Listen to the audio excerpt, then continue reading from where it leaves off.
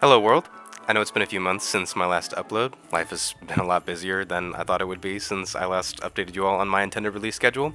But this week marks the 2-year anniversary of the launch of this channel, so I want to do something special for you.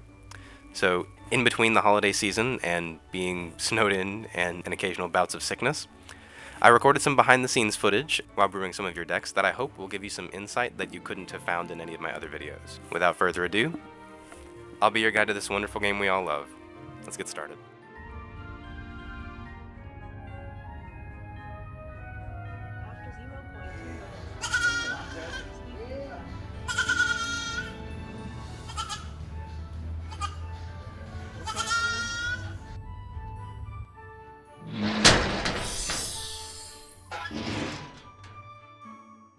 I'm working on something like 6 decks right now, and you'll see lists in the description. But it's pretty typical for me to be brewing more than one deck at a time just because of how packed my schedule is. So to save time, I start each deck by importing my basic starter package in Moxfield, or Archidect since Moxfield is actually blocked on my school's Wi-Fi. I'm a teacher by day. It's a selection of really cheap dual lands that I think are the most effective for their very stable, very low price. A handful of each basic land, and my favorite lands, the hideaway lands. Just something to get started on each deck. Noticeably missing from this package, though, is a card that's very common to many decks, Sol Ring. Plenty of other people will auto-include Sol Ring in their decks, and according to EDHREC, it is in 80% of all decks that can be played in, which is every deck. So it may seem reasonable to start off each deck assuming that you're going to include it.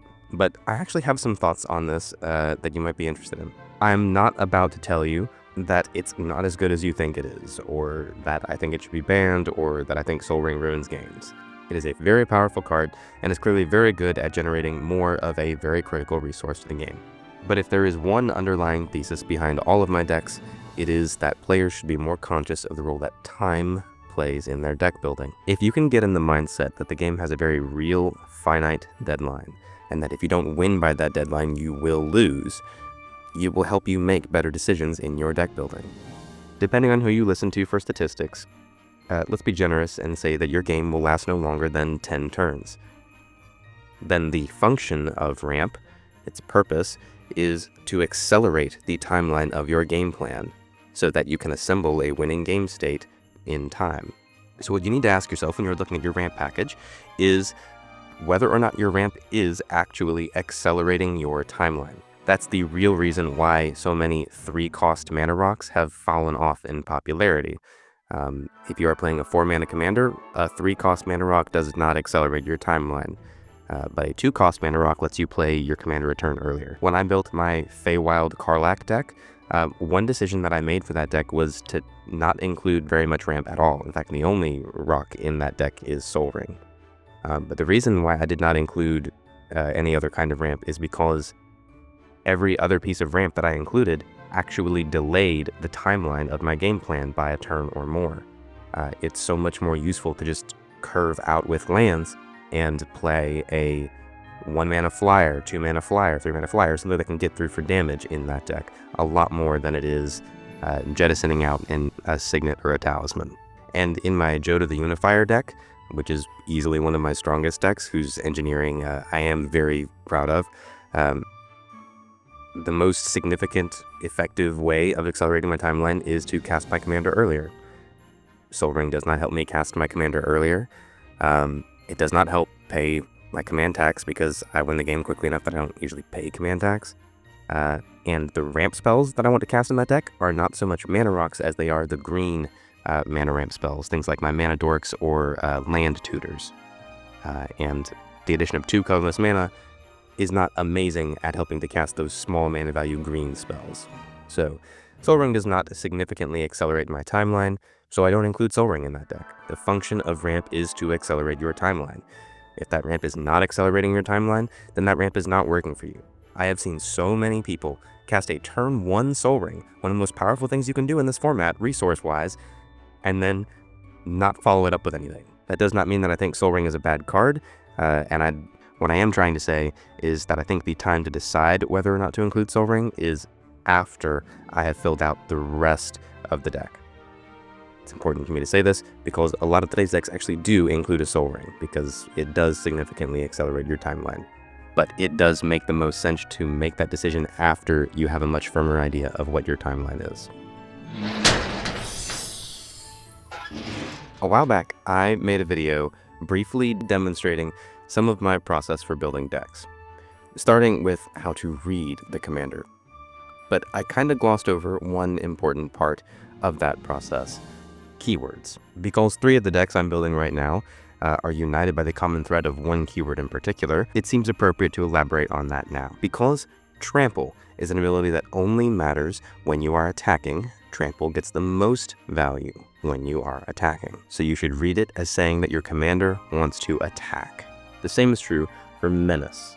In contrast, Reach is an ability that only generates value when you are available to block, and may indicate a less aggressive style of play. Now, First Strike is more complex, so if you want to guess, you can pause the video. Answer in 3, 2, 1. First Strike gets the most value on a blocking creature. Wizards of the Coast have made several statements regarding the shift in design trends towards only giving a creature First Strike on your turn, which you might have noticed if you looked at a lot of the recent cards. But even if they hadn't done this, you can confirm this for yourself by comparing a creature with First Strike to an identical creature without First Strike.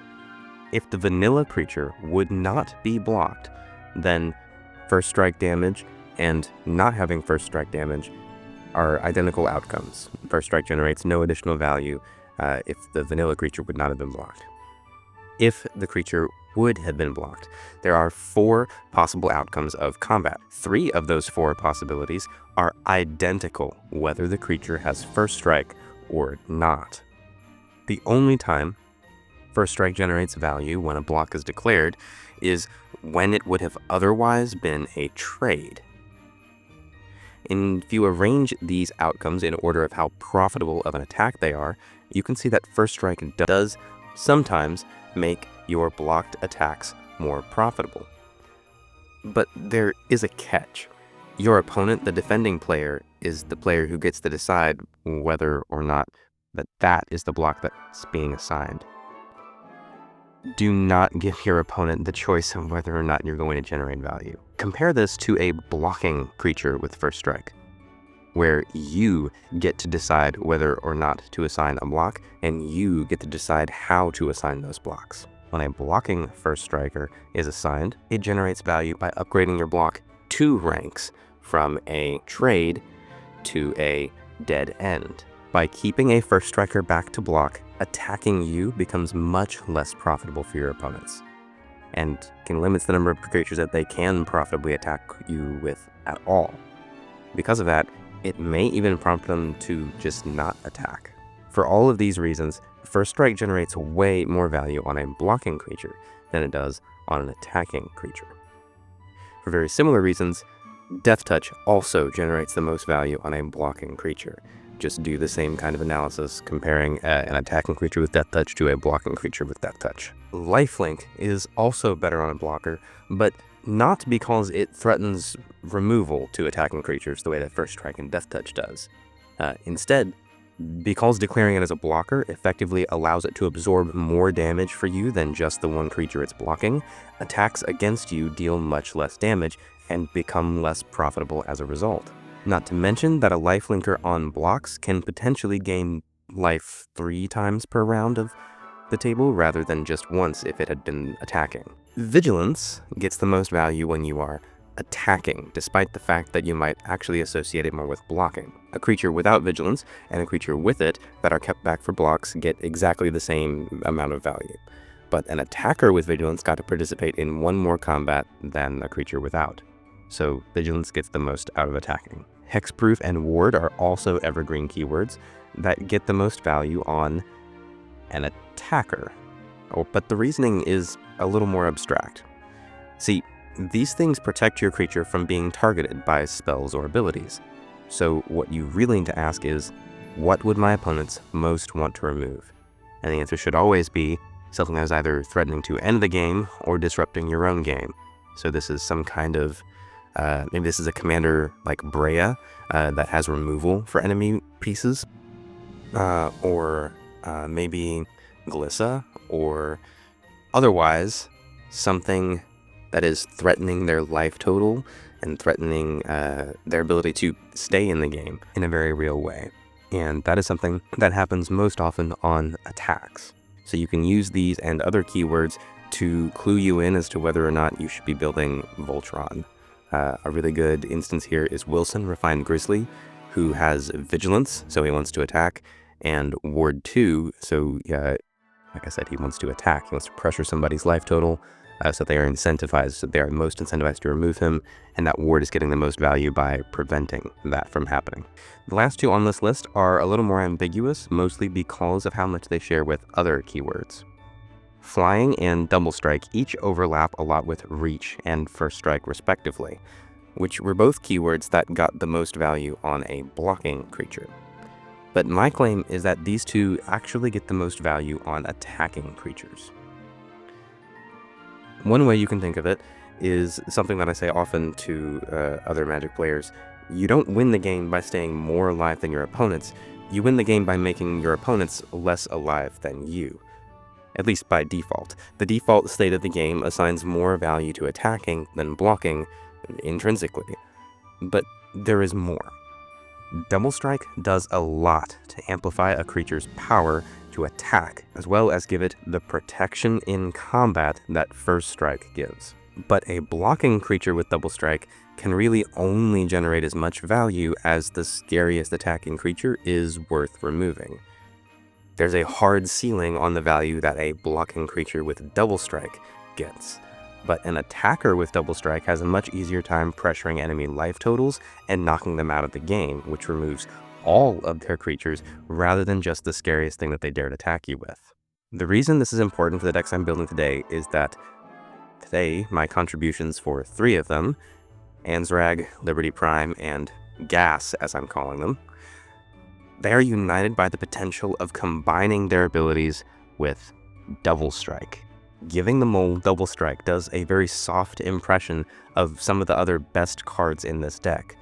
Roar of Challenge offers protection and forces blocks all on the same card for 3 mana, and basically every other option to do that in this deck list comes at the cost of much more mana, or by combining more mana with more cards.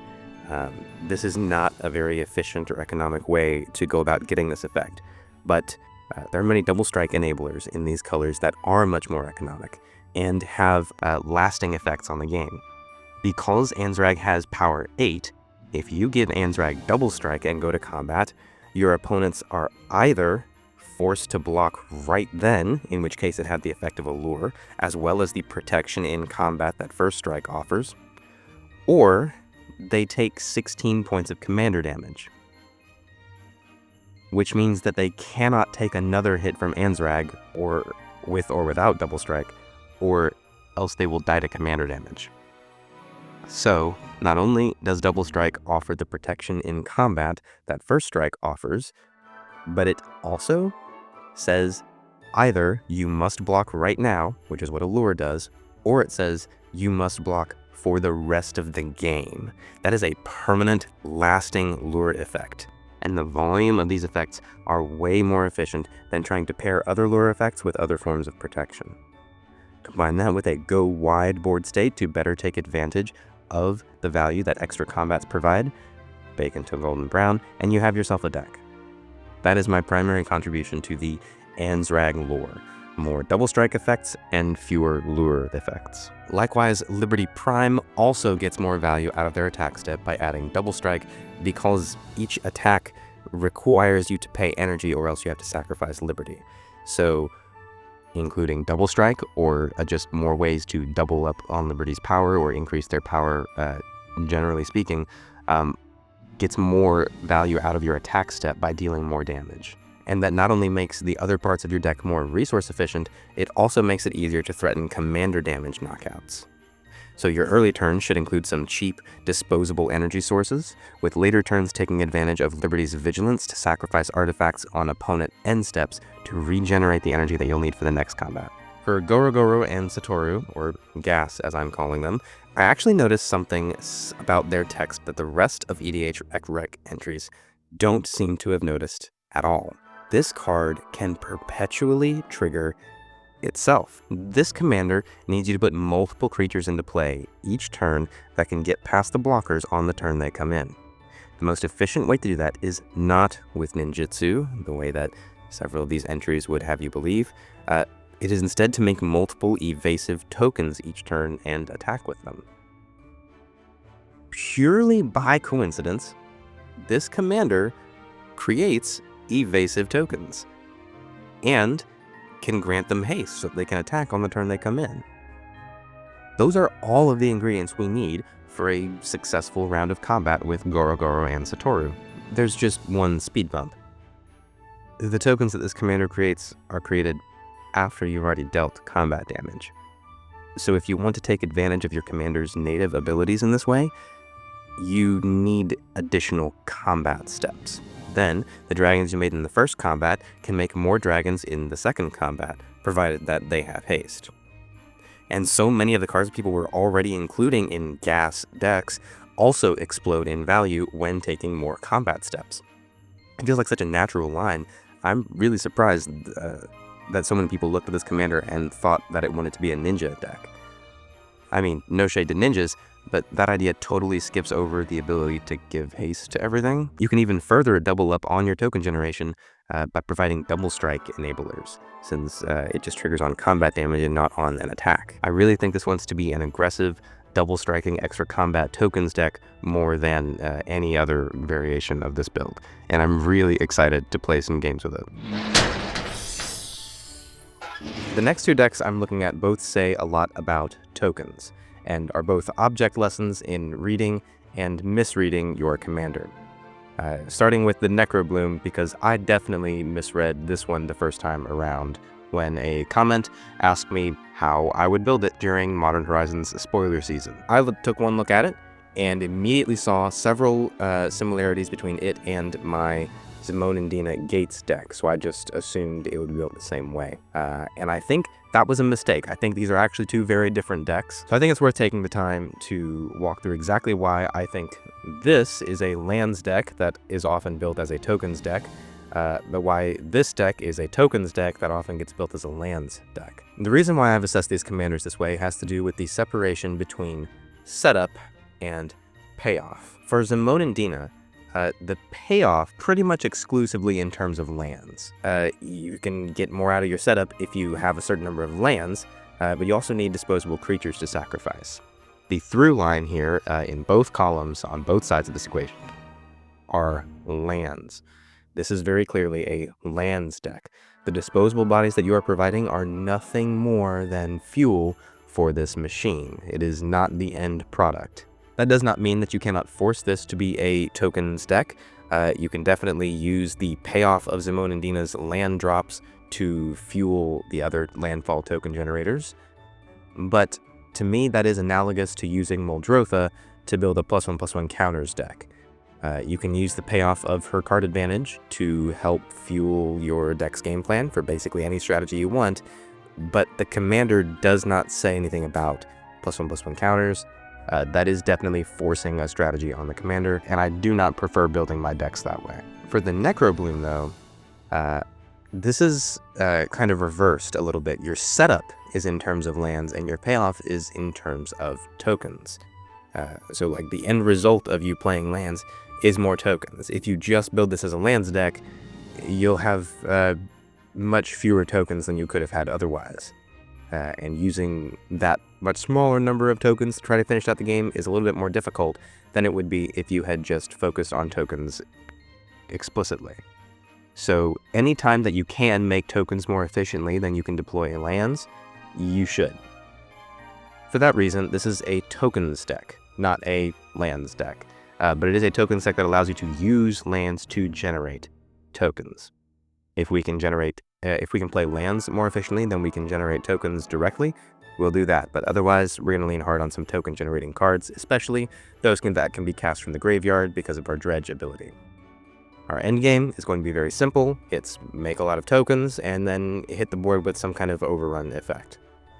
Nothing new there. That's not very inspiring. But my one contribution to this Necrobloom, to the lore of the Necrobloom, is this. In the intermediate stages of the game, the way that you are generating value, the kinds of lands that you're going to be playing specifically, I think need to be deserts. My reason for thinking this is that when I was looking for cheap token generators in these colors, I came across two cards that struck me as having a very peculiar kind of synergy with the potential build for this deck. Those cards are Desert Warfare and Hour of Promise. Both of them generate tokens, both of them have the ability to put lands into play, and both of them care about deserts. Deserts, specifically, are lands that are very good at putting deserts into the graveyard, which our commander is also very good at fishing back out of the graveyard with Dredge. Combine this with some token makers and card draw that can cast from the grave as easily as your hand, and you've got a powerhouse of a deck here. Kambal, on the other hand, is much more explicit. It's easier to read, but harder to reconcile, I think, for a lot of brewers.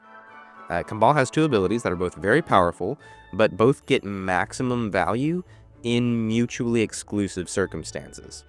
This first ability wants your opponents to generate a large number of high-quality tokens all at once. But this second ability gets the most value when you are generating a token one at a time, which is probably the easiest to do with very low-quality tokens as well. So how should you choose which ability to focus on if they are pulling into very different directions? This first ability is the reason why people are playing cards like Hunted Wumpus, but the second ability is a reason why people play cards like Charismatic Conqueror. How do you choose which direction to go in? They both take up card slots that push the deck in very different directions, but for my money, I'm seeing that focusing on this first ability, while potentially very powerful, is also giving away resources to your opponents. There are ways to build that deck effectively.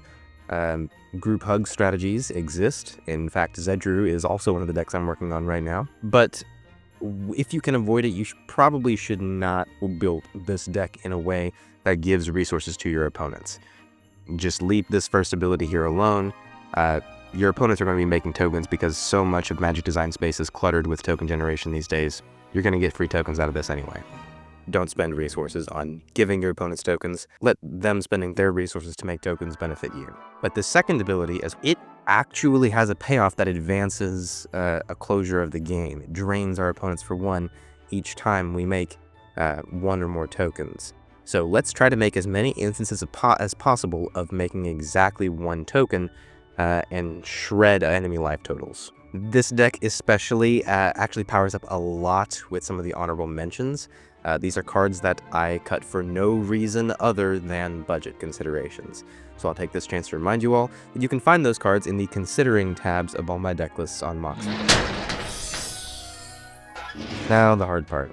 It's been a few months since my last upload. I spoke with you all about how my upload schedule was going to change, but I was clearly very optimistic when I said it was only going to double. I teach during the day, which means I really only have time to put together projects like this over long breaks. And the holidays are busy enough that even this video took a really long time to make. I am going to do better about communicating with you all about my plans, especially with my patrons who have been very patient with me. So starting now, I am not taking on more deck requests.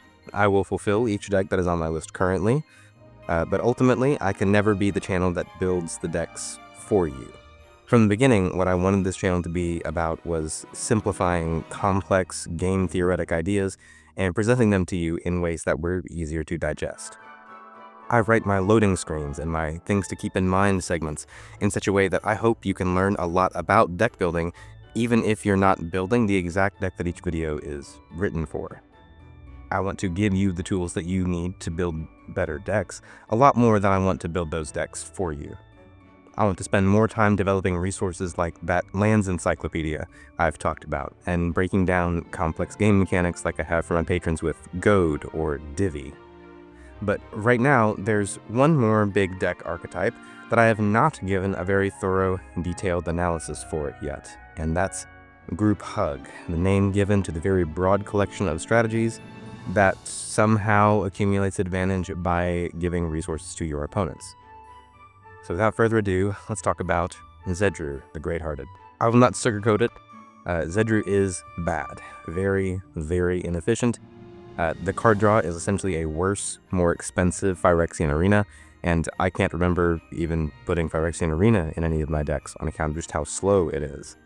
Paying 4 mana for the initial cast and then 3 more to donate one thing is a bad rate, and you should avoid paying it when possible. There are always 3 major things to discuss with any Group Hug deck. How is it giving away resources? What resources is it giving away? And how does that actually help us win? Since Zedruu is so bad at donating that I don't know if I would bother recasting it if he ever got removed, we should be looking at other ways to donate permanents to opponents. The best way to make this happen is with cards that exchange control of 2 permanents. In one recent game, I swapped control of my clue token for an opponent's The One Ring, drew 20 cards with it, and then swapped it back just in time to let them die to the burden counters. Real supervillain stuff right there. But that exchange of resources can act as removal for permanents that might otherwise be difficult to interact with, and even help you come out ahead after giving away something of yours. Cards like Role Reversal, Shifting Grift, these are the technology that you're looking for. I spoke briefly about this with my 12th Doctor deck, but when it comes to the kinds of things you're giving away, there are basically 4 categories of ways to build this. There are useless gifts, bad gifts, good gifts that you give for political reasons, or good gifts that work for you even under an opponent's control. Since there is always the chance of not having a good donation outlet, playing a deck full of useless junk is not very strong, so I do not recommend building the useless gifts version of this deck. Bad gifts is just strictly better because you don't have to control the bad thing on your side of the field. If you don't have a donation outlet, you can just hold it back in hand. But when you do actually get to deploy it and send it to an opponent, you are coming out much further ahead on that exchange. Giving good gifts for political reasons has a much higher skill requirement, so I think it's better to make a Zedruu deck that's much more accessible. We won't be building that version of the deck today either. Instead, I think it's best to split your gifts between bad gifts and good gifts that work for you independently of whose control they're under. Which brings me to Zedruu's win condition. There are a large number of combos that can fit in with this list that Zedruu's card draw will help you dig for when it is actually online. But I think the most elegant win condition, the one that fits the most seamlessly in with our deck strategy, is a Prison Lock combo that combines either Drannith Magistrate or Boromir, Warden of the Tower, with Possibility Storm or Knowledge Pool. The reason why we have to use a combo in this deck is because there is no gifts-based win condition. Nothing that says if your opponents control so many things that they don't own, you win the game. There's nothing like that right now. But with your combo assembled, you'll be basically unable to resolve spells. And the combo pieces themselves can be played fairly innocuously. They're permanents that all serve a role even outside of the combo. I really do think this is the specific combo that Zedruu has been searching for. To recap with everyone, I am not finished making videos, I am not retiring from YouTube, you have not seen the last of You Don't Know How to Build. I will still be your guide to this wonderful game we all love. But the string of retiring YouTubers the last year or so has really driven home the kind of unhealthy relationships that can form between content creators and their platforms. One thing that you all do deserve from me, though, is better communication from me about releases. My uploads are going to become more irregular. That's part of my life as a teacher that I underestimated before. But what I am going to do is post more regular updates about what I am working on behind the scenes, starting now. Right now, I am writing scripts for my politics video and a new video about the group hug archetype that was inspired by a lot of the work I put into the Zedruu deck. My lands database is up to date as of Modern Horizons 3, and I intend to release it to the public once I've caught up with all the sets of 2024. As a thank you for your patience, I will remind you all some of my favorite lands that I think should see way more play than their price or EDH rec ranks should suggest. Sunken Palace is phenomenal in any kind of blue deck, and Hall of Oracles is amazing in any kind of Voltron or +1/+1 counter deck, but I've also been impressed with it in lots of other places, like my Atraxa Poison Counters deck. After that, I have seriously fallen in love with the Horizon lands that sacrifice themselves for a card draw, essentially acting like a clue in the late game when you may not need the extra mana. And I once again cannot overstate how good the Hideaway lands are, at least the 3 in red, green, and white colors. Please put them in more of your decks. You are missing out on so much value from such really inexpensive lands. Now what I most want to do is to go play Magic. So, see you later.